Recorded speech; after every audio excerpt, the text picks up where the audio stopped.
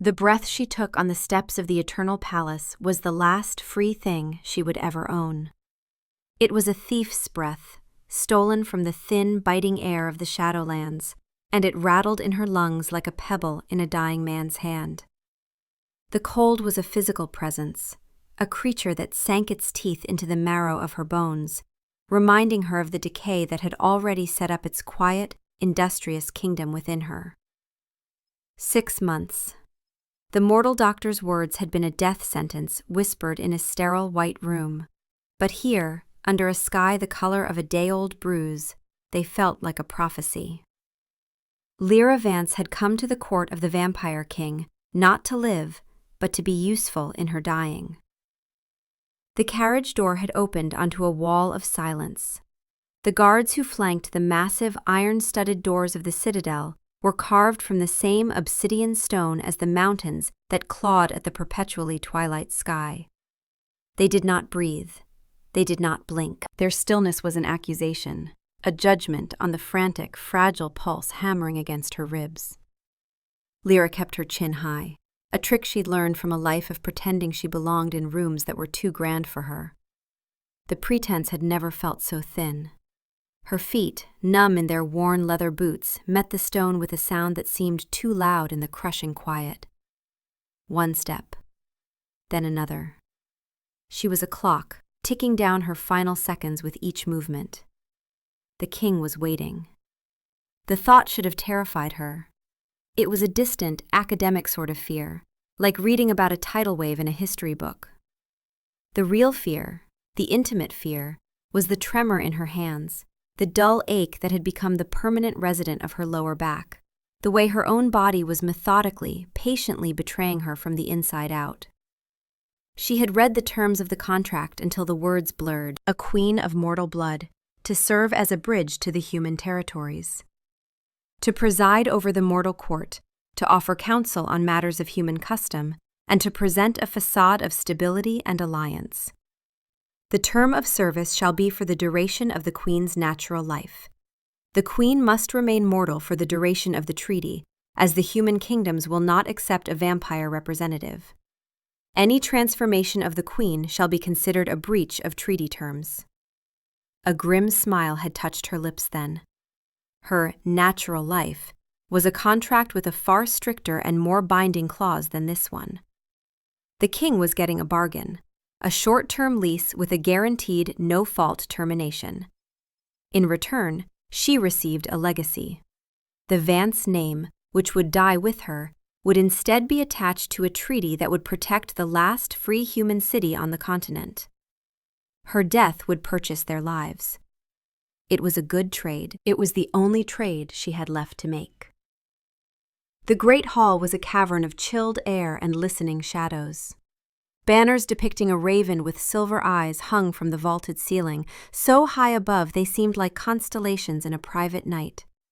A long, dark carpet, the color of dried blood, stretched toward a throne that looked less like a seat of power and more like a geological formation. And on it he sat.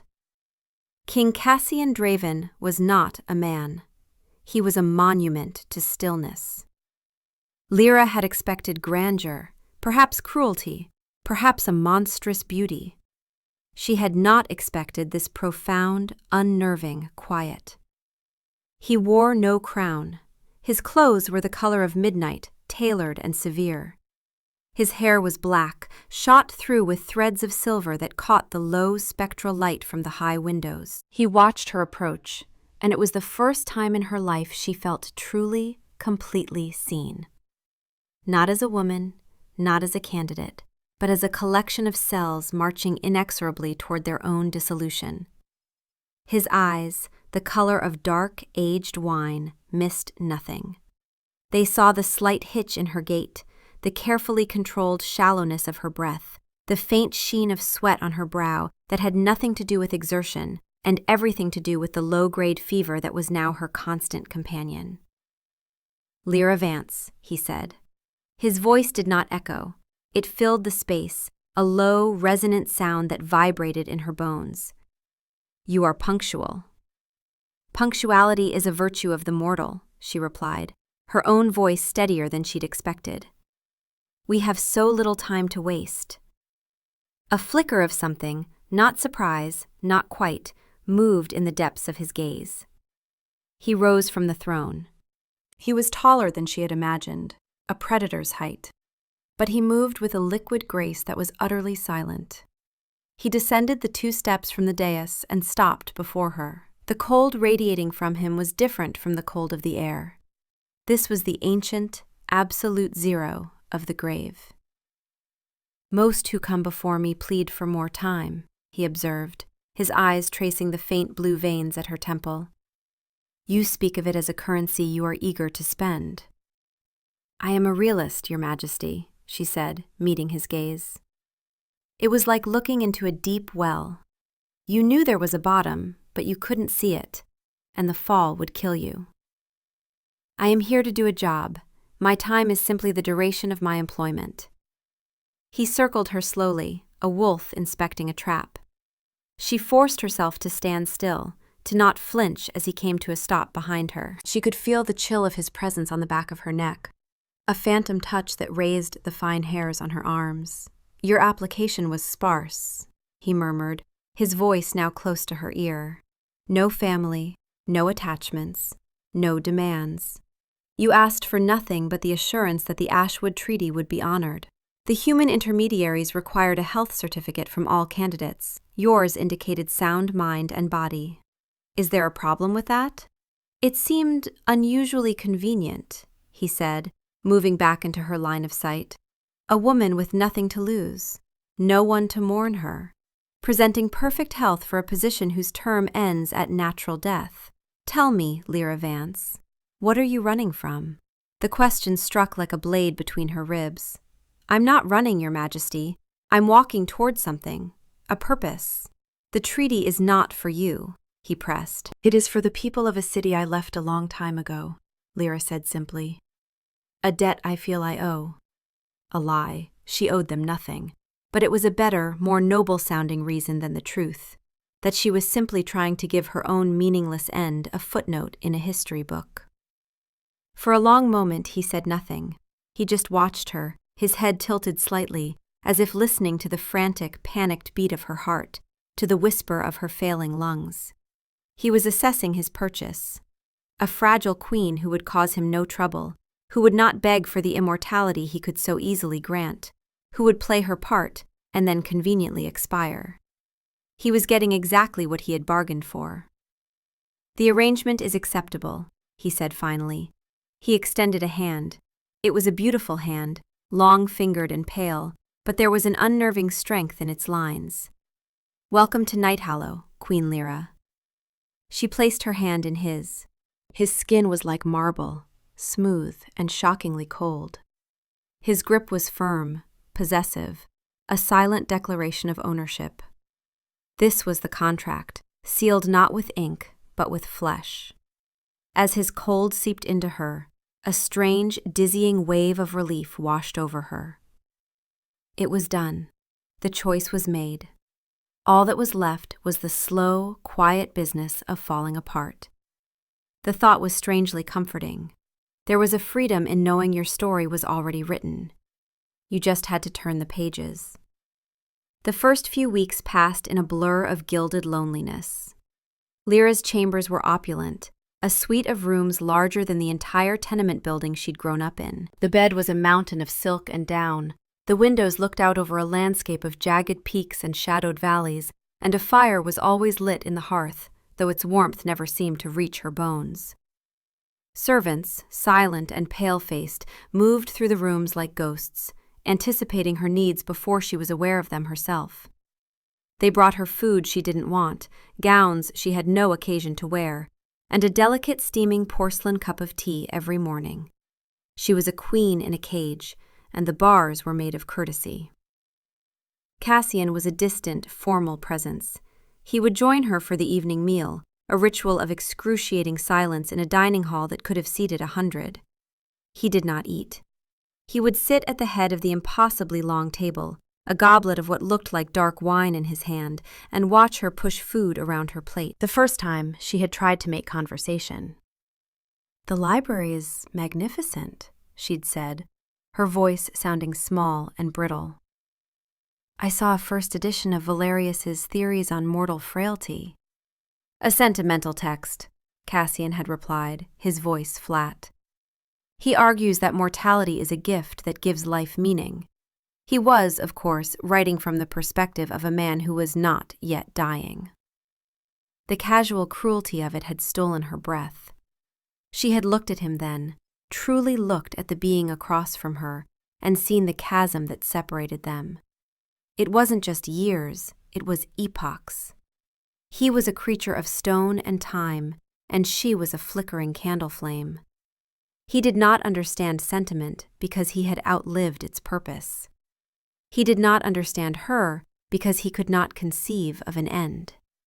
After that, she did not try to fill the silence. She let it sit between them, a third guest at the table. Her duties were simple. She was to preside over a small court of mortal envoys and petitioners who lived within the citadel's outer walls, merchants, scholars, and artisans who had chosen to trade their sunlight for the king's protection. They came to her with their small squabbles, their requests for trade licenses, their domestic disputes. It was easy work. She would listen patiently, her hands folded in her lap, and offer judgments that were fair and, she hoped, compassionate. They treated her with a terrified reverence, bowing low and avoiding her eyes. To them, she was not Lyra Vance. She was the king's property, a mortal pet who had, for some unknowable reason, been given a crown.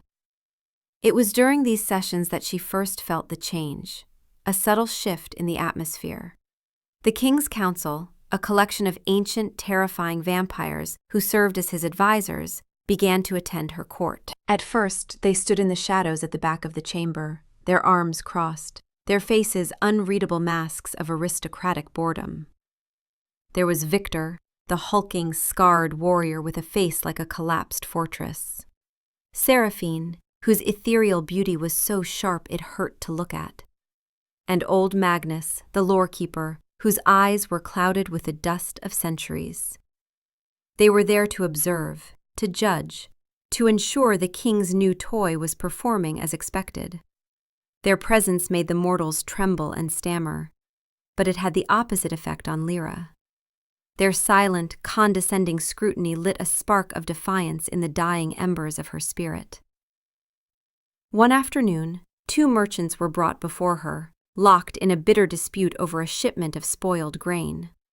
One accused the other of negligence. The other accused the first of sabotage. They yelled, they pointed, they postured, their faces red with indignation. Lyra listened, her head tilted, until they had exhausted themselves. She looked from one furious man to the other. "So, what you are telling me," she said, her voice calm and clear, "is that an entire cartload of grain has gone bad, and instead of figuring out how to salvage what you can to feed the families who are counting on it, you have chosen to stand here and flap your gums like a pair of angry geese." A shocked silence fell over the room. The mortals stared at her, aghast. From the back of the room, she heard a sound, a choked-off snort. She glanced toward the shadows and saw Victor, the fearsome general, with his hand covering his mouth, his broad shoulders shaking with silent laughter. Lyra ignored him and fixed the merchants with a stern gaze. "You will both go down to the granary. You will work together to separate the good grain from the bad. The cost of what was lost will be split evenly between you. You will then, both of you, apologize to the families who will have less to eat this week because of your foolish pride. Is that understood?" The men, thoroughly chastened, mumbled their assent and scurried away. Lyra sighed, a wave of exhaustion washing over her. The effort of projecting authority was a physical drain. As the hall emptied, she remained on her small, functional throne, gathering her strength. She gripped the arms of the chair, her knuckles white, willing her trembling legs to support her when she finally had to stand. "Angry geese," a voice purred from the shadows. Seraphine stepped forward into the light, a slow, predatory smile on her perfect lips. "An apt description, Your Majesty.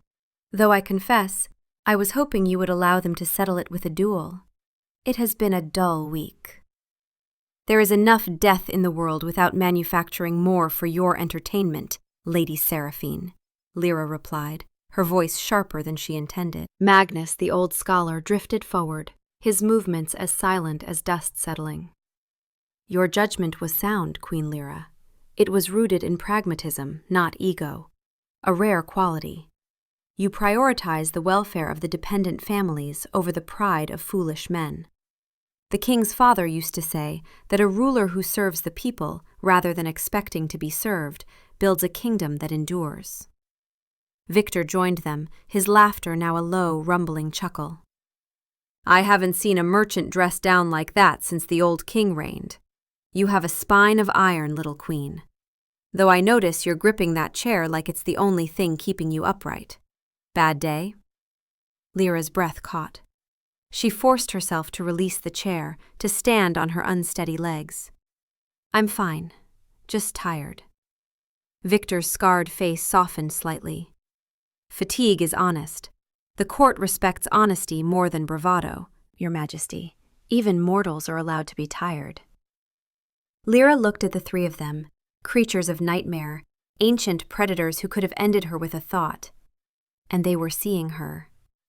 Not mocking her weakness, but acknowledging it without judgment. She had expected to be ignored, tolerated at best. She had not expected this.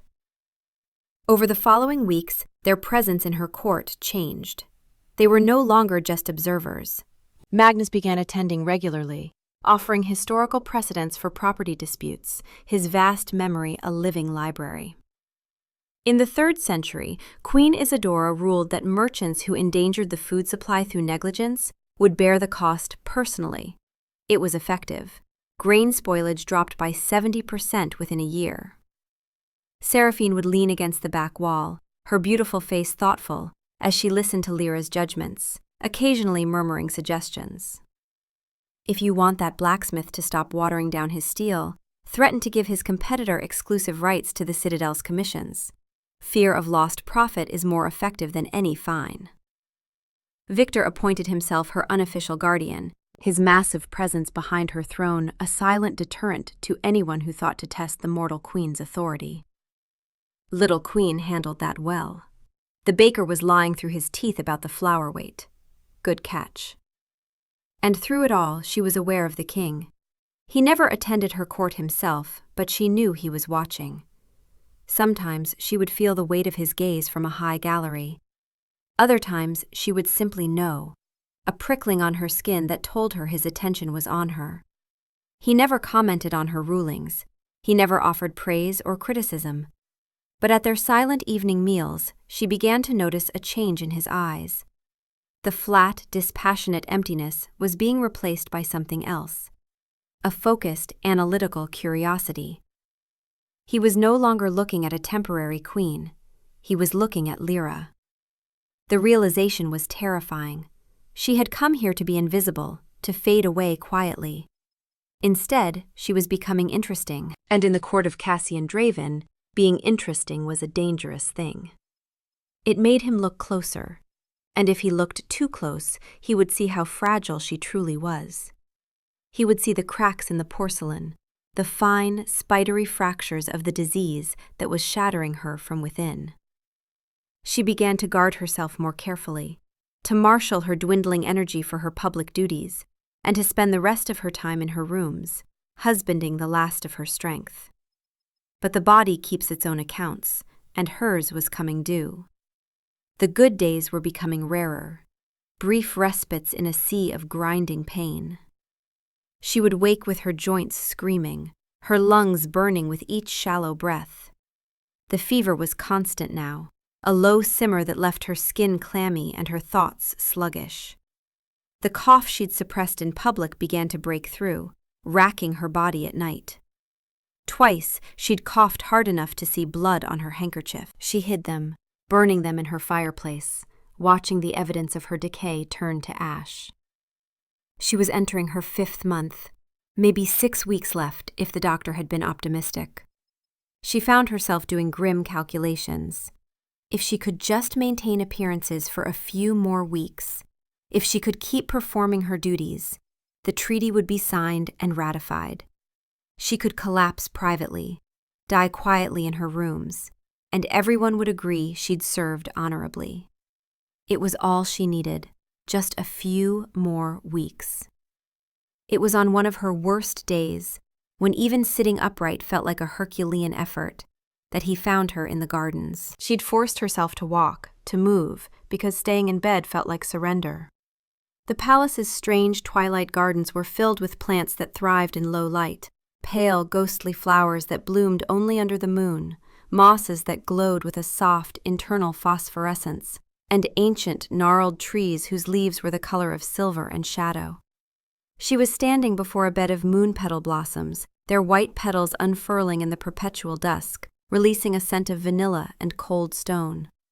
She was gripping the stone edge of the planter to stay upright, her vision swimming, when his stillness announced his presence behind her. "They only bloom in darkness," Cassian said. His voice was quiet, stripped of its usual commanding resonance. "They find the sun offensive." Lyra didn't turn. She couldn't. If she moved, she might fall. "I can relate." She felt, more than heard, him move to stand beside her. For a while they stood in silence, watching the flowers breathe in the gloom. The quiet between them was heavy with unspoken things. "The council speaks well of you," he said, the words sounding slightly unnatural, as if he were trying on a language he rarely used. "Victor has taken to calling you the Little Iron Queen. Magnus says your rulings demonstrate a wisdom beyond your years. Seraphine claims you have the tactical mind of a general." A small, weary smile touched Lyra's lips. "They would be less impressed if they saw me now." The admission slipped out before she could stop it. It was a crack in the facade, a moment of weakness she immediately regretted. She felt his attention sharpen, focus on her like a blade. Cassian turned his head to look at her. His gaze was intense, analytical. "And what would I see if I looked at you now?" "Everyone has difficult days, Your Majesty," she said, still not meeting his eyes. "It is the price of being mortal." "Is it?" he pressed, his voice soft, almost gentle, which was more alarming than his usual coldness. He moved, positioning himself in front of her, forcing her to either look at him or close her eyes. "I have seen you, Lyra, after your court sessions. I have seen you grip the back of your chair for support when you think no one is looking. I have heard the catch in your breath as you climb the stairs to your chambers. I have watched you press a hand to your ribs as if to hold something inside that wants to escape." Ice flowed through Lyra's veins. He saw, of course he saw. He was a predator. His entire existence was built on observing the weaknesses of others. She had been a fool to think she could hide her decay from a creature who could probably hear the sound of her cells dying. "I am not as young as I once was," she said, forcing a lightness into her tone that felt like swallowing glass. "The palace has many stairs." "You are 26 years old," he stated, a simple, irrefutable fact. He took a step closer. The chill of his presence intensified. He lifted a hand, and for a terrifying second she thought he was going to touch her face, to feel the fever burning through her skin. Instead, he reached past her and plucked one of the moon petal blossoms, his movements precise and careful. He held it out to her, but his eyes never left her face. "Your pulse is erratic," he murmured, his voice low and inexorable. A frantic, uneven drum against the silence of this place. "Your skin is flushed with fever, yet you shiver. There is a fragility in you, Lyra, that has nothing to do with age. You are unwell, significantly unwell." She stared at the flower in his hand, its luminous petals a stark white against his deathly pale skin. She could not meet his eyes. To do so would be to let him see the terror she kept so carefully locked away. He knew. He didn't know what he knew, not yet, but he knew something was fundamentally wrong. "I'm fine," she whispered, the lie flimsy and pathetic. He did not call her on it. He simply stood there, holding the flower, his unnerving patience a far more effective interrogation technique than any threat. He was waiting for her to break, to confess, to beg. But she had nothing to confess, and she had forgotten how to beg. The contract was for her natural life. She was simply fulfilling her end of the bargain ahead of schedule. Finally, she took the flower from him, her fingers brushing his. The cold of his skin was a shock, a jolt that seemed to travel up her arm and settle in her chest. "Thank you," she said, her voice a thread. "It's beautiful." She turned and walked away, half expecting him to stop her, but he let her go. She walked as steadily as she could through the glowing gardens, the flower clutched in her hand, the weight of his gaze on her back like a physical pressure. She did not stumble, she did not falter. She made it all the way to her chambers before her legs gave out, and she had to sink onto the chaise lounge, her heart hammering, her lungs burning. The stolen breath she'd taken on her first day here was finally deserting her. She coughed, hard and wet, and when she pulled her hand away from her mouth, there was blood on her palm. He had seen the cracks, and Cassian Draven was not the kind of man to see a crack without wanting to know how deep it went. The clock was ticking louder now, and it was no longer just her body that was running out of time. It was her secret. Cassian watched her retreat, the image of her rigid back and the pale flower clutched in her trembling hand, burning itself into his ancient memory.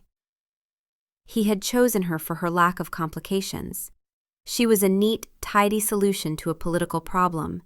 A mortal queen with no ambition, no family to install in positions of power, no desire for the eternal life that so many others craved. She was supposed to be a placeholder, a ghost to haunt the throne for a few decades before quietly fading, leaving the treaty she had secured as her only legacy. He had not accounted for her. He had not accounted for the dry wit that could make even stone-faced Victor chuckle. He had not accounted for the sharp intelligence that cut through the sycophantic nonsense of petitioners like a blade through silk. He had not accounted for the quiet, unyielding dignity with which she carried herself, a dignity that seemed entirely at odds with the deep, abiding weariness he saw in her eyes when she thought herself unobserved. He had not accounted for the way her presence had subtly altered the suffocating stasis of his court, of his life. She was a discordant note in a symphony that had been playing the same funereal tune for centuries, and the sound was compelling. Dangerously so. Her deflection in the garden was clumsy, the lie of a cornered animal. "I'm fine." It was the most transparent falsehood she had ever uttered. He had spent centuries reading the subtle currents of deception in mortals and immortals alike. He knew the taste of a lie, and hers was thick with fear. And something else. Desperation. The desperation of someone trying to hide a terminal truth. He did not send spies. He did not need to. The Citadel was an extension of his will, its records and archives a part of his own memory. He retreated to the library, not the grand public one where Lyra spent her good days, but his private study, a circular room at the top of the highest spire, its walls lined with scrolls and codices that chronicled the secret histories of the world. Her file was thin, just as he'd remembered. A single sheet of parchment, the application she had submitted through the mortal intermediaries. Name, Lyra Vance. Age, 26. Living relatives, none. Status, unmarried, no issue. Demands, none. Request, ratification and enforcement of the Ashwood Treaty in perpetuity. At the bottom, attached with a wax seal, was a medical clearance from a physician in the human city of Silverwood. Candidate presents in sound mind and body, fit for extended residence and service in foreign court. Signed, Dr. Alistair Finch. It was the seal that drew his attention. It was a standard Silverwood city crest, but the wax was a slightly different shade, the impression a fraction of a millimeter off-center. An insignificant detail, a detail no one would ever notice. No one but a being who had had 1,000 years to study the art of forgery. It was a fake. A very, very good fake, but a fake nonetheless. His anger was a cold, quiet thing. It did not rage, it focused. It sharpened his senses, narrowed his world down to this single, infuriating puzzle. Why would a woman forge a medical certificate to claim good health? The human intermediaries had required health documentation to ensure their candidates wouldn't embarrass them by dying within weeks of arrival. It was a bureaucratic formality, meant to guarantee a minimum threshold of vitality. She had forged a document to pass that threshold, which meant the truth was that she had failed it. Spectacularly. He closed his eyes, extending his consciousness beyond the stone walls of the citadel, across the jagged peaks and shadowed plains, to the distant, bustling city of Silverwood. It was a place he despised, a noisy, chaotic hive of mortal fragility and fleeting passions. His influence there was limited, his agents few, but he did not need an agent. He needed a name. Dr. Alistair Finch. Finding the real Dr. Finch in the city's public records was a simple matter of sifting through the chaotic hum of mortal bureaucracy. Finding the man's private thoughts required a more delicate touch. Cassian found the doctor's mind as the man slept, a messy, cluttered space filled with anxieties about his finances and his thinning hair. Cassian moved through the man's memories like a phantom, searching for a single name. Lyra Vance. And there it was. Not a formal record. She had clearly paid handsomely to have that expunged, but a memory. The doctor's memory of a young woman sitting in his sterile office, her hands folded calmly in her lap, her face composed, as he delivered a death sentence. The words echoed in the doctor's recollection, and now they echoed in Cassian's mind, each syllable a hammer blow. Idiopathic pulmonary fibrosis. Aggressive progression. The scarring of the lung tissue is advanced and irreversible. There is no cure, no treatment that will halt it. At this stage, Miss Vance, you have perhaps 6 months, possibly less if the decline accelerates. I am deeply sorry. The connection severed. Cassian stood in the absolute silence of his study, the doctor's clinical, pitying words hanging in the air like a curse. 6 months. She'd arrived nearly 5 months ago, which meant she was dying. Right now. Not in some distant theoretical future. She was in the final weeks of her life, and she had spent them presiding over grain disputes and property disagreements, pretending to be fine, burning herself out in service of a treaty she would never see enforced. A cold, black fury rose in him, an ancient, possessive rage that had laid dormant for centuries. It was not directed at her. It was directed at the universe itself. At the shoddy, careless, biological trap of mortality, at the random, meaningless affliction that dared to stake a claim on what was his. How dare it? How dare it presume to take something that belonged to him? She had signed the contract. She was his queen, his responsibility, his. Her life, for the duration of it, was his to manage, his to protect. And he would not be cheated of his bargain by a pathetic, mortal disease. He looked at his own hand, at the pale, still fingers.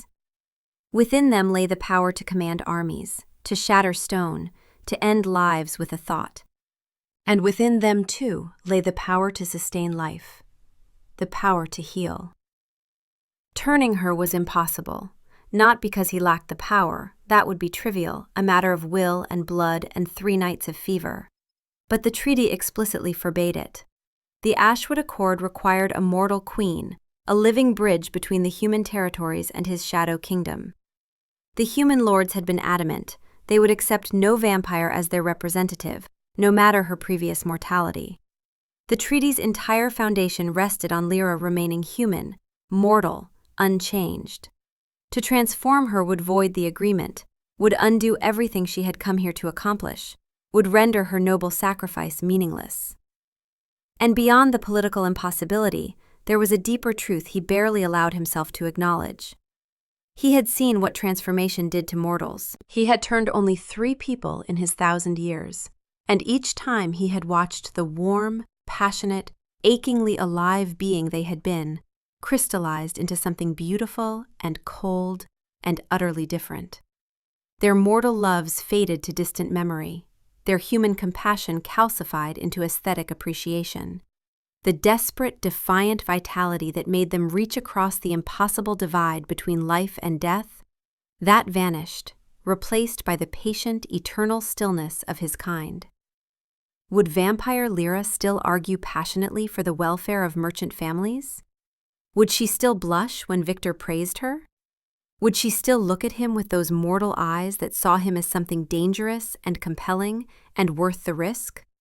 Or would she become like Seraphine, perfect, eternal, sophisticated, and empty of the fire that made her Lyra? He could not risk it. Not yet. Better this. Better to find another way. His blood, given in small, carefully measured doses over time, could heal mortal wounds, arrest decay, mend failing tissues. It was a stopgap, not a transformation. Enough to hold the disease at bay, to repair the damage already done, to give her body the strength to fight. It would not make her immortal, not in such minute quantities. The threshold for transformation was high, requiring sustained exposure to massive amounts of vampire blood over 3 nights of uninterrupted fever. 3 drops in her morning tea would heal, sustain, preserve, slow her aging to a near imperceptible crawl. But it would not change her fundamental nature. She would still be mortal, still be Lyra, still fulfill the treaty's requirements. She would simply have time. And he would have time with her, time to find a solution. He did not question the impulse. He did not analyze the motive beyond the practical necessity of preserving the treaty. The possessiveness he felt was so absolute it was clarifying. She was his queen. She would not die. Not yet. Not while he had the power to prevent it. The next morning, he intercepted the servant who brought Lyra her morning tea. The young vampire, a fledgling named Alara, bowed low, her eyes wide with fear as he took the tray from her hands. "I will take this to the queen," he said, his voice leaving no room for argument. In the small private kitchen off his study, he set the tray down. The teapot was a delicate porcelain, painted with tiny blue flowers. He poured the steaming, fragrant liquid into the cup, the Earl Grey she preferred, with a single spoonful of honey. Then, he unsheathed a small silver dagger from his sleeve, its edge impossibly sharp. He drew the blade across the palm of his hand. There was no pain. A line of dark, ruby-red blood welled up, thick and potent with the vitality of centuries. He held his hand over the cup and let 3 drops fall into the tea. 1, 2, 3. The blood swirled, dissolving instantly into the amber liquid, leaving no visible trace, no telltale scent. Just power, just life. Enough to heal, not enough to transform. A medicine, not a curse. A way to preserve both her life and her mortality. He carried the tray to her chambers himself. He found her sitting by the window, a book lying open but unread in her lap. She looked terrible. There were nude, dark shadows under her eyes, a bruised, exhausted quality to them. Her skin had a grayish pallor beneath the flush of fever. Her breathing was shallow and labored, each inhalation a visible effort. She looked up, startled, as he entered, her eyes widening with confusion and a flicker of fear. "Your Majesty," she said, her voice husky and strained. "Your tea," he said, placing the tray on the small table beside her. She stared at him, then at the cup, a confused frown creasing her brow. "You brought this yourself?" "I was passing," he said, the lie smooth and easy. "Drink it while it's hot." He watched her, his gaze unwavering. He watched her lift the cup to her lips with a hand that trembled slightly, whether from weakness or apprehension he could not tell. He watched her take the first sip. He saw the slight widening of her eyes, a flicker of confusion as she tasted something different. A subtle metallic tang, almost imperceptible beneath the bergamot and honey. She paused, looking into the cup with a furrowed brow, then back at him. Her expression was questioning, uncertain. He met her gaze, his own face a perfect, placid mask. "Is there something wrong with it?" She held his gaze for a long moment, searching for something she could not name. Then she shook her head slowly. "No," she said, her voice quiet. "It's fine, just different. The water here has a strange taste sometimes." "The spring water is rich in minerals," he said. "Iron, copper. It can alter the flavor." She nodded, accepting the explanation, and took another sip, and another, drinking it all under his silent, watchful eyes. And as she drained the last of the life-giving liquid, Cassian felt a grim, savage satisfaction settle in his chest. He had intervened.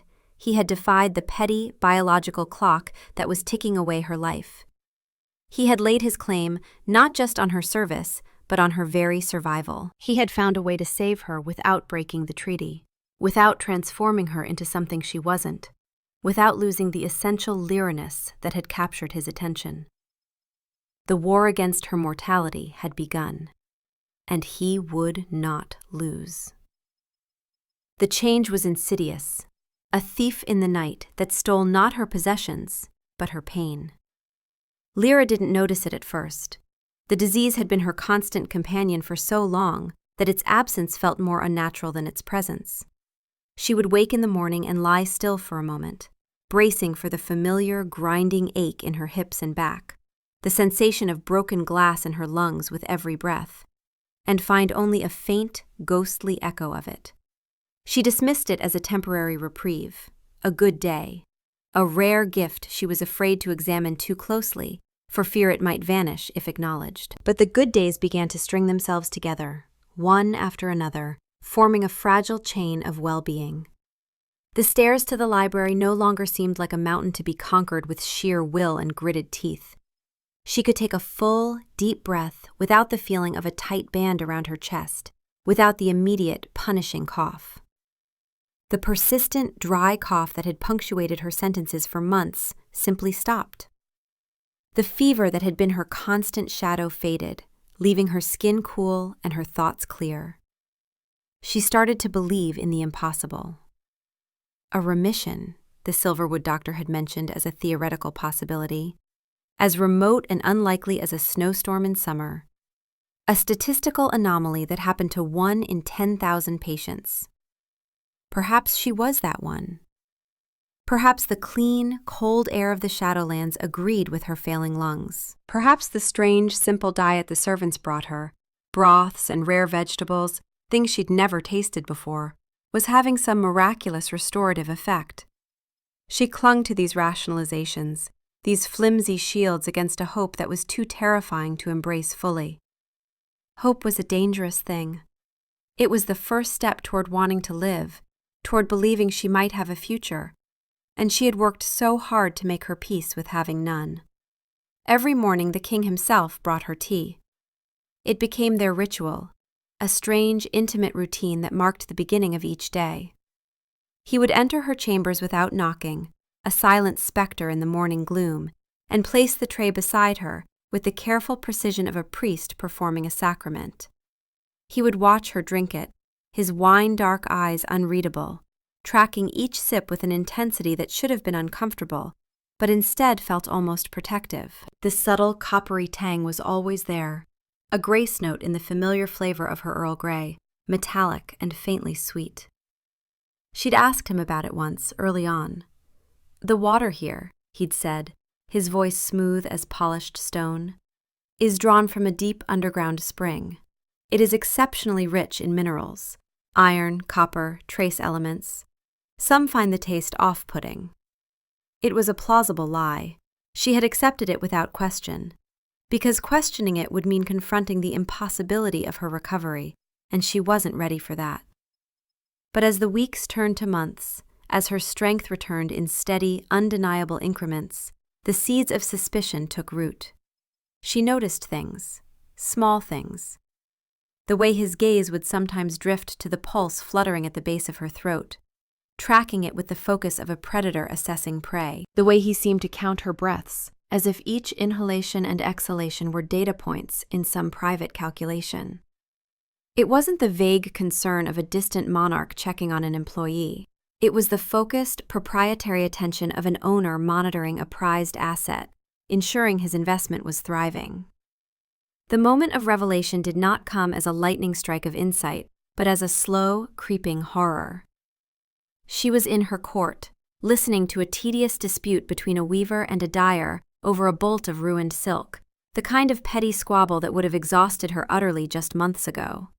But today, she found herself growing impatient, her mind sharp and active, a feeling she hadn't had the energy for in so long she'd forgotten what it felt like.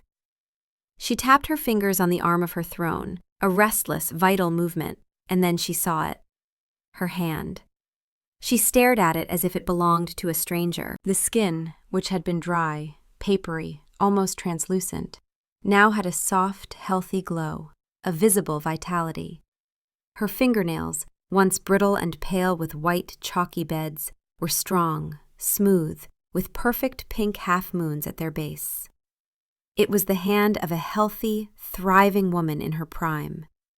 It was not her hand. It could not be her hand.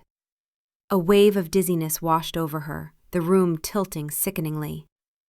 The voices of the weaver and dyer faded into a meaningless drone, distant and unimportant.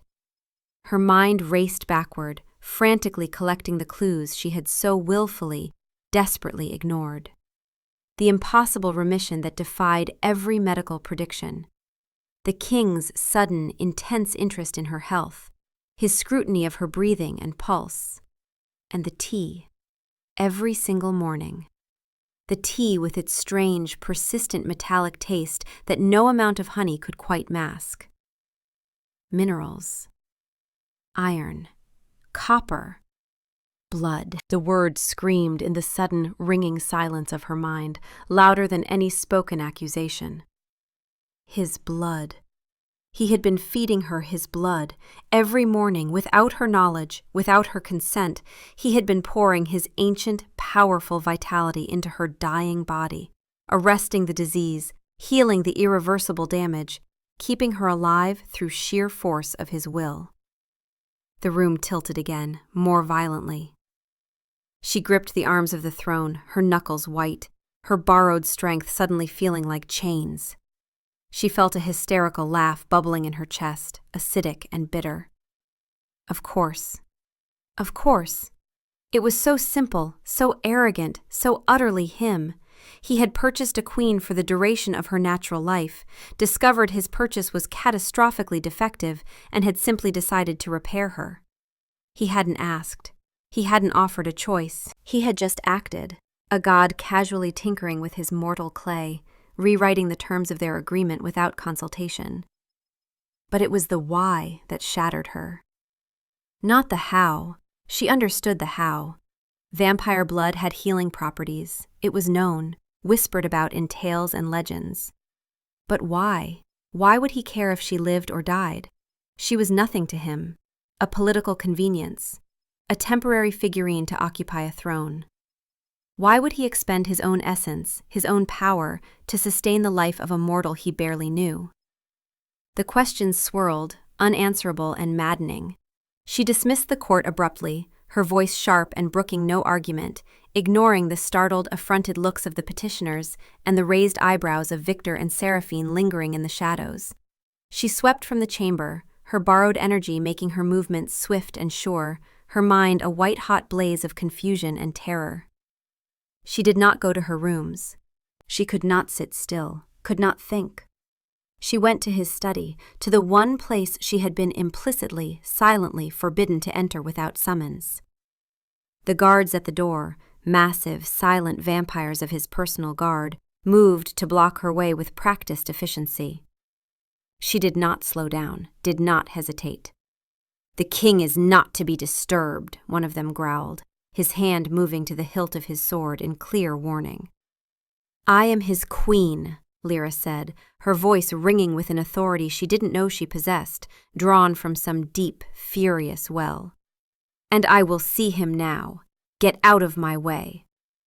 Perhaps it was the fury blazing in her eyes, the absolute conviction in her voice, the fact that she looked, for the first time since her arrival, like a force to be reckoned with, rather than a fragile ornament. The guards hesitated, exchanging an uncertain look, their training warring with the sheer presence she was projecting. In that moment of hesitation, Lyra pushed past them with a strength that surprised even her, and threw open the heavy oak doors with a resounding crash. Cassian was standing at a massive table, maps of the mortal territories spread out before him, marked with notations in his precise, elegant script. He looked up as she burst in, his expression unruffled, utterly calm, as if he had been expecting this confrontation, had perhaps been waiting for it. "Lyra," he said, his voice calm and even.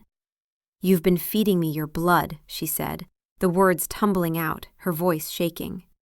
"Every morning, in the tea, haven't you?" He did not flinch. He did not look away. He did not offer a denial or an excuse. He simply held her gaze, his own eyes dark and fathomless, and said, "Yes." The single, simple admission was more devastating than any argument, any attempt at justification. It was a confirmation of everything, a validation of the impossible. She felt her knees weaken, felt the room tilt again. She gripped the edge of the table to steady herself. "Why?" The word was barely a whisper, torn from the deepest part of her. Not how, but why. Why had he cared? Why had he interfered? He moved around the table, his steps silent and deliberate, closing the distance between them. He stopped just before her, close enough that she could feel the absolute cold of his body. He looked down at her, and for the first time since she'd known him, she saw something beyond the cold calculation. Something ancient and fierce and achingly sad. "Because you came here ready to die," he said, his voice low and rough. "You had made your peace with it. You forged documents, paid bribes, walked onto that throne prepared to be a footnote. You were ready to die useful." He paused, and when he spoke again, his voice was barely audible. "I want you to live happy, Lyra. Not to die useful, to live happy." The words shattered something inside her. Not, "I need you for the treaty," or "You're valuable to the kingdom." "I want you to live happy." It was the most unexpected, most tender thing anyone had ever said to her, and it broke her. She hadn't wanted to die. The truth crashed over her like a wave. She had never wanted to die. She had just been too scared, too alone, too broken to admit it. She had convinced herself she was being brave, being noble, when really she had just been giving up. And he had seen through it. He had seen the truth she couldn't face herself. The tears came then, violent and unstoppable. Years of suppressed fear and grief and desperate hidden hope poured out of her. Her legs finally gave out, but before she could fall, his arms were around her, pulling her against his chest. Cold as stone, but solid. Unmoving. Safe. He didn't speak.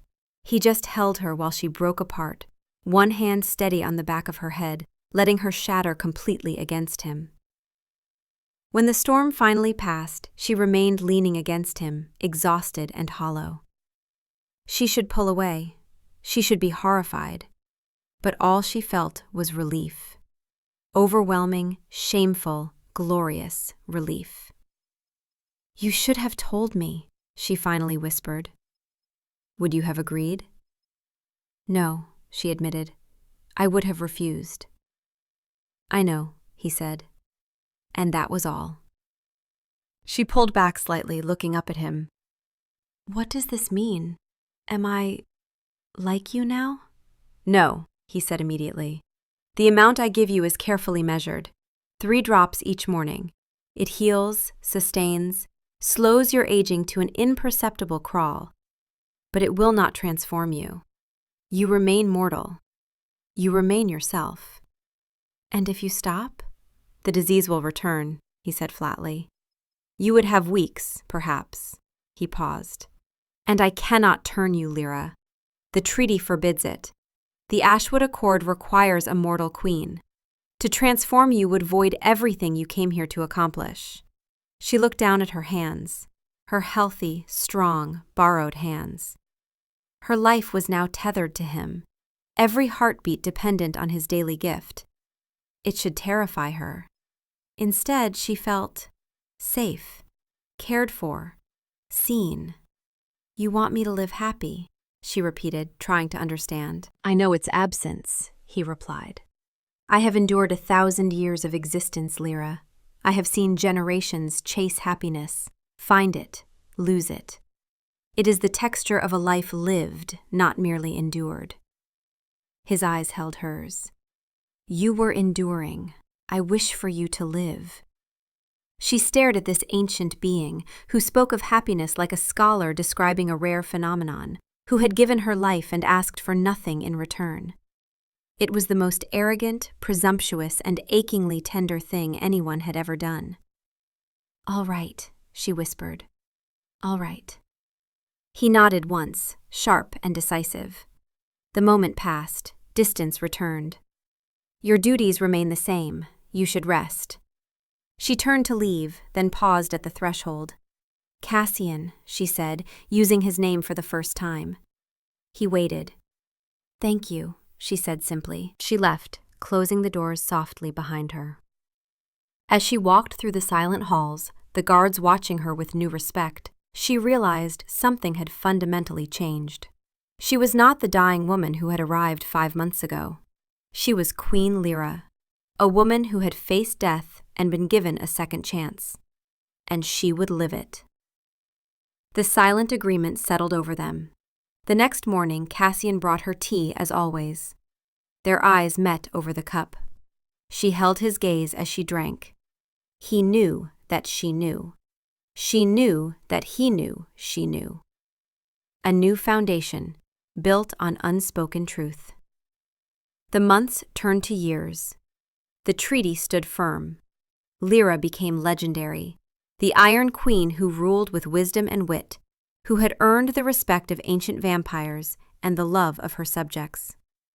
Victor taught her strategy. Seraphine taught her statecraft. Magnus opened the true library to her, telling her stories of Cassian across the centuries, the grieving son, the reckless prince, the obsessive scholar. She began to see the complicated being beneath the crown. Their dinners were no longer silent. She would tell him about her day, mimicking the ridiculous merchants and shy lovers. He would listen with an intensity that suggested he found these mortal dramas fascinating. Sometimes, rarely but increasingly, a small smile would touch his lips. He began to talk too, of history, politics, strategy.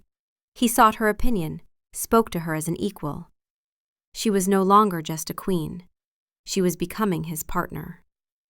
He started seeking her out during the day, appearing in the library to read beside her in comfortable silence, walking with her in the twilight gardens, showing her his private treasures, ancient swords, a rooftop observatory, an aviary of pale owls. These were not the actions of a king managing an asset. This was a profoundly lonely being reaching for connection. She never forgot her life was conditional. Every morning, the tea. The metallic taste she pretended not to notice. He pretended she didn't know. A delicate game, a kindness, sparing her the burden of asking, sparing him the weight of her gratitude. One night, during a fierce storm, she found him in his study, standing before the window, his entire body rigid with tension she'd never seen before. "It is the anniversary," he said, voice tight, "of the night my father was assassinated. In this room, during a storm like this." She saw not an immortal king, but a son who had lost his father. She didn't offer empty words. She simply took his hand. For the first time, it was not perfectly still. A fine tremor ran through it. His fingers slowly, hesitantly, curled around hers. They stood watching the storm rage, her warm flesh a small anchor against his eternal cold. The blood that sustained her was nothing compared to this, a choice freely made, comfort offered to a being who had forgotten how to ask for it. This was how they truly began to live. 3 years passed. Then Victor brought troubling news. The human kingdoms grow restless, my lord. They question how a mortal queen rules for years without aging. They speak of treaty violations. Seraphine was blunt. They want proof of mortality, Cassian. Lyra ages so slowly they suspect dark magic. The treaty is becoming unstable. Magnus added quietly, "The accord was meant for a generation, not decades." "They have a point, old friend." Cassian stood in his study, feeling the weight of impossible choices. He had given Lyra years of partnership and happiness, but he had also bound her to a half-life that was becoming politically untenable. She deserved more. She deserved a choice. The negotiations took 18 months. 18 months of delicate diplomacy, calling in ancient favors, making concessions. The human kingdoms felt deceived by Lyra's unnatural longevity. They demanded compensation. Trade agreements, territorial concessions, financial reparations for what they claimed were years of treaty manipulation. Cassian gave them everything. He redrew borders, opened his treasury, bound himself to terms his father would have gone to war over. Because the alternative, continuing Lyra's suspended existence or losing her entirely, was unbearable. The amended treaty separated the role of treaty representative from the role of queen consort. A mortal ambassador would be appointed from the human territories, serving limited terms, to fulfill the accord's original intent. But Lyra would be free of that obligation, free to choose her own fate. When he finally came to her with the document, she was in the library, surrounded by ancient texts. His hands, steady for 1,000 years, trembled slightly as he held the parchment. "The treaty has been amended," he said. "A mortal ambassador will serve as the human representative, as was always intended. But you," he searched for words, "you would be free to choose." She looked up, understanding dawning. "Choose what?" "To remain as you are," he said, "sustained, mortal, unchanged. Or," he met her gaze, and she saw vulnerability she'd only glimpsed once during that storm. "To transform, to become what I am, to stand beside me as an equal, for as long as eternity lasts. Not as a political arrangement, but as my partner." It was a proposal, not just of transformation, but of forever. Lyra stood, placing her hands on his chest. "You would give up everything, the concessions, the negotiations, just to give me a choice?" "I would give far more," he said quietly, covering her hands with his. "I have had 1,000 years of existence, Lyra, but only 3 years of truly living. 3 years since you taught me what it means to live happy. I will not lose that. But neither will I force this upon you. The choice must be yours." She thought of Dr. Finch's office, of 6 months to live, of the girl ready to die. She thought of Victor's laughter, Magnus's stories, Seraphine's wisdom, of mornings drinking tea that tasted of copper and love, of learning to want to live. She thought of forever, an eternity of moments like these, never having to count days again. She thought too of what she would lose. The sun on her face, the natural rhythm of aging, the certainty of an ending, the perspective that made her valuable, her mortal understanding, her human empathy. Would she become like Seraphine over centuries? Beautiful, brilliant, but disconnected? It was impossible to know. But then she looked at Cassian, at the being who had seen something in her worth saving when she'd given up on herself. Whatever she became, they would face it together. "Ask me," she said steadily. He took her hands properly, looking into her eyes with an intensity that held 1,000 years of loneliness and 3 years of joy. "Lyra Vance, who came to my kingdom ready to die and taught me how to live. Will you accept eternity? Will you become what I am and stand beside me, not for your natural life, but for all the ages to come? She smiled, radiant and certain. Yes. The transformation took 3 nights. Cassian stayed with her through every moment of the burning, the remaking, holding her hand as her mortal body died and reformed. When she opened her eyes on the 4th morning, they were the same warm brown, but lit now with an inner light that would never fade. Her first breath as an immortal came easy, full, painless. She laughed, the sound bright with wonder. I can breathe, Cassian, really breathe. Her lungs, those scarred, failing lungs that had brought her here, were whole, transformed. He pulled her into his arms. For the first time, she matched his cold, eternal chill to eternal chill. But there was nothing cold about the fierce joy between them. Welcome home, he whispered. Lyra smiled against his chest. I've been home since I took your hand in the great hall. I was just waiting for forever to catch up. She was newborn weak, but that would change. She didn't know if she would retain her humanity across the centuries, if she would stay herself or become something else. Neither of them knew. But they would face that unknown together. They stood in the eternal twilight, king and queen, partners in truth, beginning the first day of forever. The Iron Queen had